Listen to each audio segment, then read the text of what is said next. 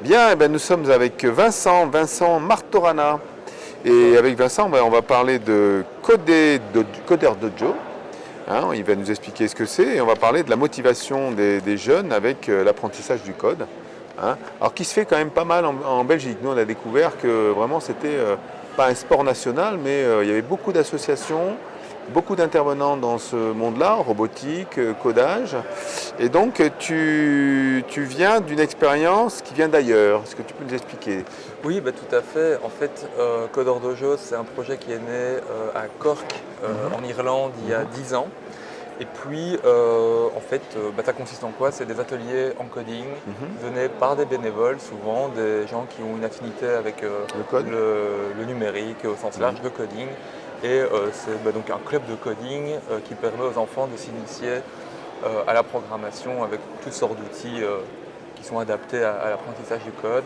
Et donc ce projet s'est développé mondialement et notamment en Belgique. Donc en Belgique, on est présent depuis 7 ans et c'est très bien développé en Flandre et en Wallonie, surtout en Flandre.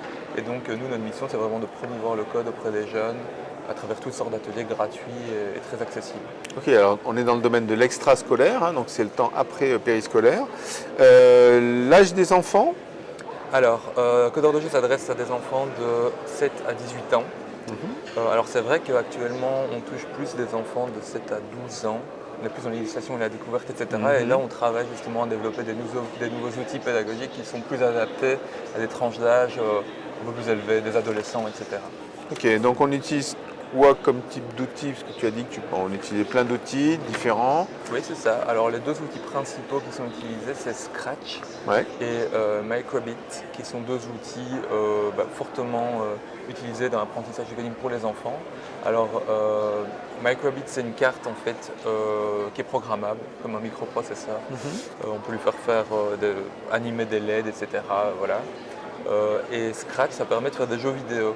Donc c'est déjà un step plus loin. Donc c'est par forme de blocs. En associant différents blocs, etc., on permet aux enfants de comprendre la logique de programmation. Et puis il y a toute une gestion des médias, etc. Donc on peut vraiment personnaliser son jeu vidéo. Et ça, c'est les deux outils principaux qui sont utilisés. Et après, pour les ados, il y a toutes sortes de choses. En fait, chaque dojo a la possibilité de proposer les contenus qu'il veut. Il y en a qui vont aller plutôt dans le web, dans des langages informatiques, genre HTML, CSS, JavaScript, etc. pour faire du web. Et on a d'autres qui font alors peut-être du coding créatif comme on appelle ça. Et ça, c'est aussi une bonne manière d'entrer dans le vif du sujet. Donc là, ça va être vraiment la création graphique par le code. Et c'est une manière de rentrer dans le monde du code en créant des visuels, par exemple, interactifs, etc. Ce qui est très intéressant avec ce type de technologie ou ce type de pratique, c'est qu'on a un feedback direct. Donc quand on tape ces lignes de code, on a un rendu direct de ce qu'on a fait. Et ça permet vraiment d'entrer de manière créative dans l'univers du coding. De toute façon, on connaît les qualités, je dirais, de la programmation pour les jeunes. Hein. C'est-à-dire qu'en globalement, il y a un problème, il faut le résoudre, on code et tout de suite on voit les résultats, donc c'est encourageant et on continue et on ne s'arrête plus. Quoi. Tout à fait, C'est une espèce d'addiction au code, non? Oui, c'est ça. En fait, ce qui est vraiment chouette avec le code, je trouve, c'est qu'une fois qu'on comprend et qu'on a quelques clés, déjà ça désacralise la technologie.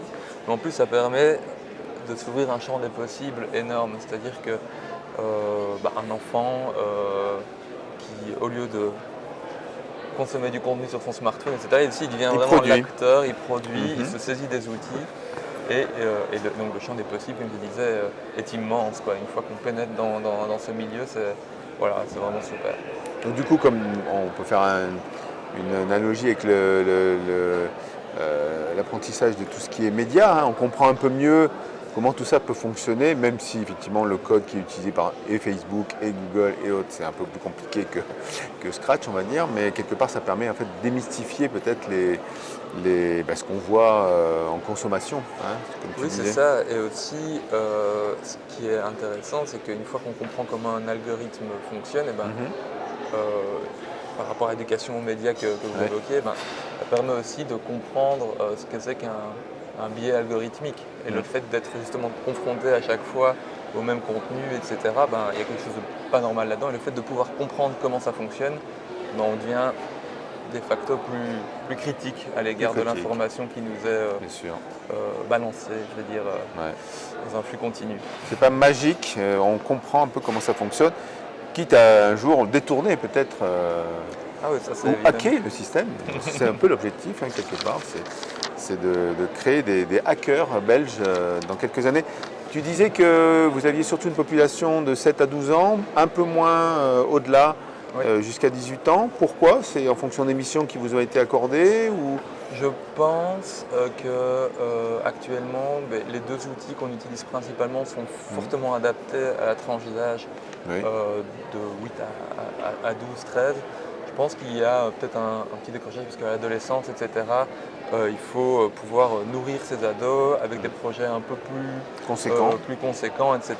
Et pour le moment, je pense qu'on était dans une approche plus de découverte, etc. Et c'est ça qu'on essaie de travailler actuellement, de pouvoir proposer des animations un peu plus poussées pour D'accord. ces ados. Atelier plus découverte que atelier de production, avec éventuellement peut-être de la robotique ou des choses comme ça se fait par Alors ailleurs. en réalité, ça va vraiment à nouveau dépendre d'un dojo à l'autre. C'est-à-dire que certains ateliers, certains workshops vont être dans une logique plutôt d'initiation, de découverte, etc.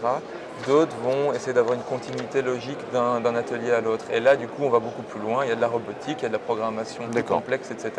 Ok. Ça, c'est vraiment propre à chaque dojo. Donc c'est un réseau qui est une communauté, on va dire, qui est plus indépendante les uns des autres et qui peut choisir un peu sa façon Oui, de c'est ça. proposer la programmation. Exact. Donc en fait, c'est quand même une grande communauté, rien qu'en Belgique, je parle, hein, il y en a vraiment partout des dojos. Donc chacun a la liberté de proposer ce qu'il veut. Et le côté communauté, oui, chacun est indépendant, mais nous, on coordonne toute cette communauté pour pouvoir proposer des activités où justement On peut se tous peuvent retrouver. se rassembler, etc. et comprendre qu'ils appartiennent à une communauté, qu'ils ne sont pas seuls en fait. Alors là, par exemple, on organise un événement fin du mois à Hasselt et ça rassemblera tous les coachs bénévoles de Belgique pour qu'ils puissent se donner des workshops par eux et pour eux, donc être dans l'échange d'expériences et de connaissances pour pouvoir ensuite transmettre évidemment aux enfants les nouvelles technologies qu'ils auraient pu découvrir à cette occasion. Alors cet événement, il s'appelle?